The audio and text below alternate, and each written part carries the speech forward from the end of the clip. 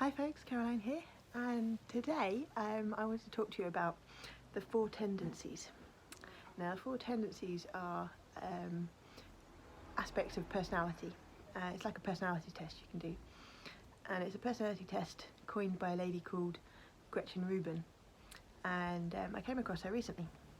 I came across her work and her profiles, and it's been really interesting for me. So what am I talking about?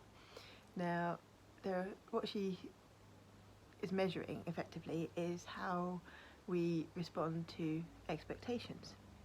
Now, expectations can be set internally, so things that we set for ourselves, so goals, actions, targets, whatever, we set internally for ourselves, or for others, but yeah, the ones that we set, and then external expectations are ones that are set outside of us by other people.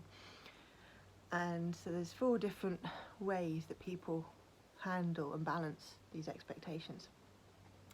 Now, she talks about the four tendencies, the four different types of people, and we might have aspects of all four, but there will be a dominant one in our personality.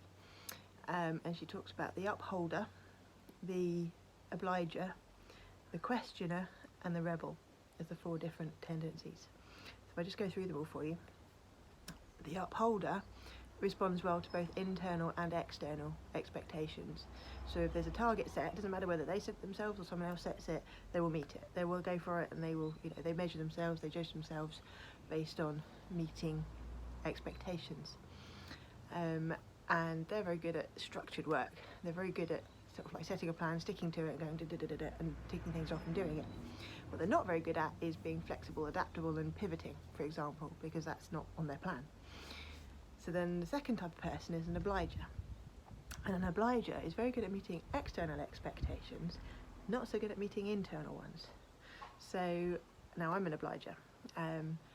What that means is that if I set myself a goal and the only person that can benefit from it is me, the only person who even knows about it is me, chances of me hitting it pretty slim. Because as soon as somebody else sets something for me to do, I will jump and I'll be all over doing that. I will do things for other people, or things that other people set for me, over and above what I do for myself.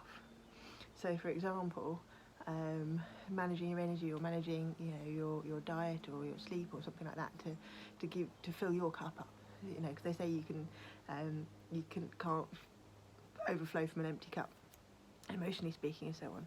So for an obliger, they work really well with accountability, because accountability puts things externally.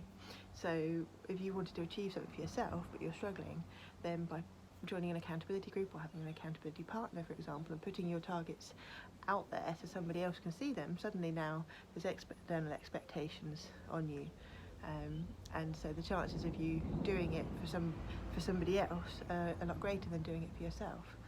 So, for example, as I say, losing weight or something like that, or managing your energy, if you do it in order to show up better for other people, for your clients, your friends, your family, your children, your husband, whatever, then you're much more likely to do it than you are if it's just motivated by doing it for yourself. So that's the obliger. So upholder, obliger. Questioner is somebody who responds better to internal expectations, not so much to external ones. So they have their own agenda, they have their own things. If they set something for themselves, they'll go ahead and achieve it. If somebody else tries to jump in and say, I want you to do something, or can you do this for me, then, well, why? Why do you want me to do it? What's the reason behind it? They really need to understand why they're doing something, why, from somebody else, before they'll take it on and before they'll actually go and do it. And then lastly, number 4 is the rebel. And the rebel doesn't respond well to expectations at all. So, for example, if there's something they want to do, that's fine, they'll get on and do it. But as soon as somebody tells them they should or they must do it, they're not interested anymore. Same with external expectations. Again, if there's something out there that needs doing and they can see it needs doing and they want to do it, they'll do it. But as soon as somebody asks them to do it, why do you want me to do that? Why should I do that? What's in it for me? There's lots of resistance to it. And so, for a rebel, it's about trying to think back to how you can think about it differently, and how you can think about why it's good for you, what's of benefit to you in some sort of way, for example. So that's the 4 tendencies. Now, if you're interested, go look it up. And there's a free personality test you can do online to see which one of these you are. And the reason I talk about this is because since I've worked out that I'm an obliger, it has really made a lot of things make a lot of sense for me. To understand how I act, how I take action, and why accountability, for example, seems to work very well for me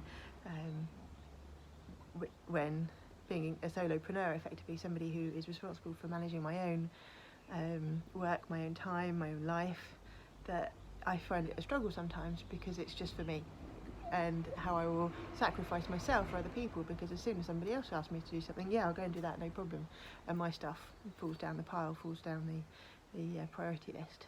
So yeah, just thought I'd share that with you today, folks. Hope that's interesting to you. And as I say, Gretchen Rubin, she's part of something called the Happiness Project. Go look her up online and do the personality test and see where you come out, because it might help you too. Alright, that's it for me today, folks. Wishing you all very well, and look forward to seeing you in the next video. Bye bye for now.